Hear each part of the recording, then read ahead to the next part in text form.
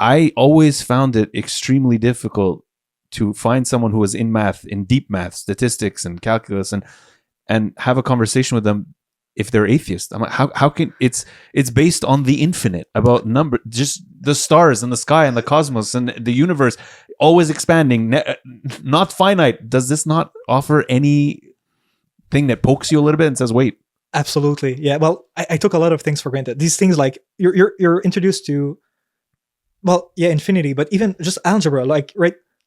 Let's just suppose that this abstract A exists, which respects some abstract constraint. What is A? What do you mean? It's just abstract. Infinity, it's abstract. So all of these other sciences, I'd say, maybe strengthened a little bit because, oh yeah, right. Well, if you just do these, mix these chemicals or mix these atoms, and here's the process that happens, and you can create almost any atom, or you can deconstruct them, or you can do things with them.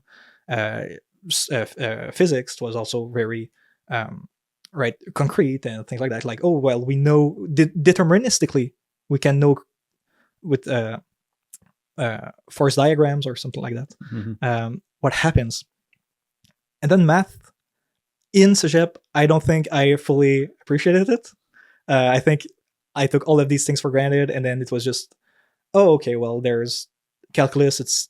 We had plus, minus, times division, and then we just add a new operation, which is called derivative, and then integrals, and then linear algebra is just a system of linear equation. Okay, fine.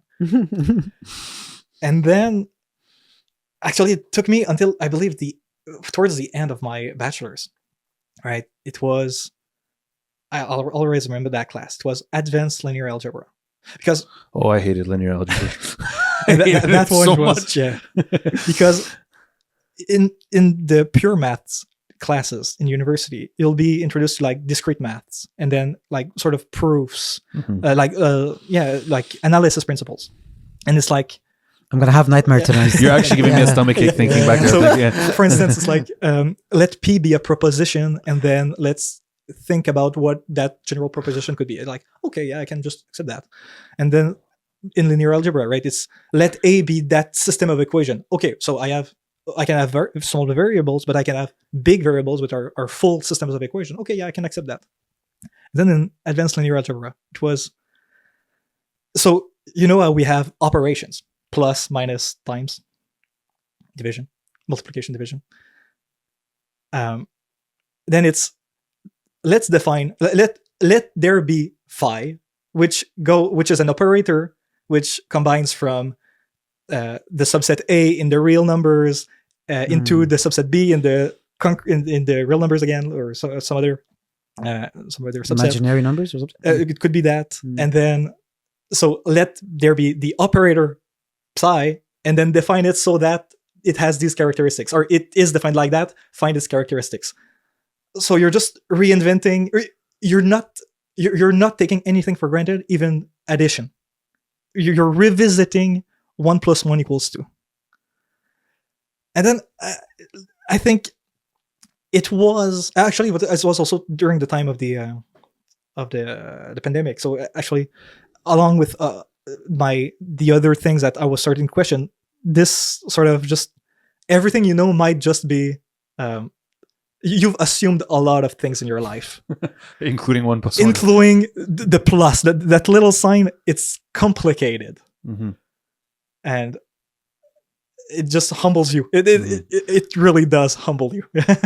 so that's what started making you ask questions. Definitely. Well, it definitely helped. Yeah. So yeah, that part of my education definitely helped me be receptive to just be completely reevaluate everything that I knew. Yeah. I think I drove so many teachers insane because whatever it was, okay, prove a theorem, whatever it be, even Big Bang Theory, they'd be like, and the gases swirl, and all that happens. I'm like, no problem. Who put the gases there? And they'd be like, they were always there. I'm like, what do you mean they were always there? How can material always be there? Who put the material there? And they're like, it was always there. And I'm like, so then I could say God has always existed and he put them there. No, because that's not science. But do you understand that at a certain point there has to be a leap of faith? Yeah. You could believe that the gas was always there. I'll believe that God was always there, essentially. Well, there's a really interesting also at that time I started to learn about a little bit of things about the place of religious men into science. Yes. For instance, statistics. Really, what we study at university is basically Bayesian statistics from Bayes' theorem. Reverend Thomas Bayes, Okay. a pastor, and then the Big Bang theory, which was it came up by Père Georges Lemaître, the French Catholic priest. It's these things, right? Science, even the Big Bang theory, was never meant to be something to go against Or the account of replace it, creation in the Bible. It was, well, now maybe someone could correct this, but it may be something like, when you reject the heliocentric model, then that, okay, let's say that we accept that the Earth is just a ball of rock moving in the cosmos. How can we reconcile that with the account in Genesis? And that's basically the Big Bang theory, right? Mhm. That's pretty much, yeah.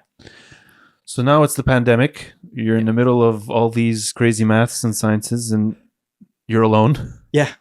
And you were telling us earlier that this isolation started to play with your mind a little bit. Oh, definitely. Also, well, I was outside of I came out of a relationship, right? That was hard during the COVID. And there was this other relationship that was sort of going on and it wasn't healthy or anything. The purpose of life really started to hit. Like, okay, what's the point? I wake up, I have online classes, I have my remote student work, and then I go back to sleep. And then I have an empty... The thing is, as I said, when I was a teenager, these big questions. What happens when you die? What happens when... what's the purpose of life? What's the meaning of life? You can just say, I don't care. Or just, I have this vague idea and that's it. That's sufficient for me. And then you go distract your mind with some other things. You go party, you go with your friends, you go do other things. But when you can't turn to those other things and you're just left alone with your thoughts, or you're just left alone with God, actually, and he's just forcing you to think about those things, you just sort of start to rethink a lot of things. You can't escape it, really. Like, No, you can only postpone it so far, right? Yeah, exactly. At some point, you can't escape it. Like even if it means that for me to study and get knowledge or work and make money, then what? Then a few years I depart, I stop to exist, and what happens to that money? What happens to that car? What happened? Like how does that have any? What was it all intrinsic for? value? Yeah, it's exactly. So you really can't escape it. It's just a matter of time of when is it that you will, like you said, sit down, think about this, realize the gravity of the situation, and how you need to take steps forward, right? Yeah. You know what's crazy, Father, is I like sports, and I like there's a lot of athletes who have biographies, and their come to Jesus moment or come to know God moment is after they achieve the greatest thing. So if it's a heavyweight boxer gets a heavyweight championship, or an NBA player championship, and all their life's work was for this moment. You would think this is when they would have all the elation in the world, the happiest moment of their life, but they actually mark it as rock bottom, as the most they've ever been depressed, because they sit back and they're like, wait, that was it. That's it. Yeah. All my life I'm looking for so what's the next? point? Yeah, I might as well be, that's it, perish now. And then they're like, that can't be it. And they're so in such darkness that it drives them to essentially be alone in a room and have to think. Yeah, I've seen people that are the billionaires. I mean, private jets, like houses, cars, like you name it. And some of them were saying, like, I wanted to kill myself on a daily basis. I've seen Hollywood actors, you can hear them, like this all on YouTube, right? Hollywood actors were saying that the more the show got popular, right, it was a big show, the more I was depressed and I was anxious and I was like wondering what the purpose of life is and all of these things. It's happening again and again and again. And the problem is that, they realize that they've been lied to all their lives, because the purpose of life, is make money and be popular, right? Well, wait a second. I have money. I am popular. I can go anywhere without anybody like identifying me. And here I am. And the more the show becomes popular, the more I realize that I have those things, yet I am empty. that can be it. I'm not happy, right? So is that something that you went through as well, maybe in a lesser way? Yeah, exactly. Well, I wasn't. I guess I was going through the end of my degree, but so it was maybe like sort of achievement there. But I was starting to see the life to come, and I was like, yeah, thinking, okay, so I finished my studies, I started some work, whatever that might be. Then what? Yeah.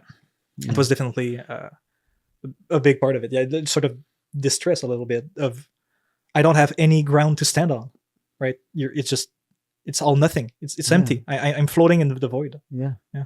That also, yeah.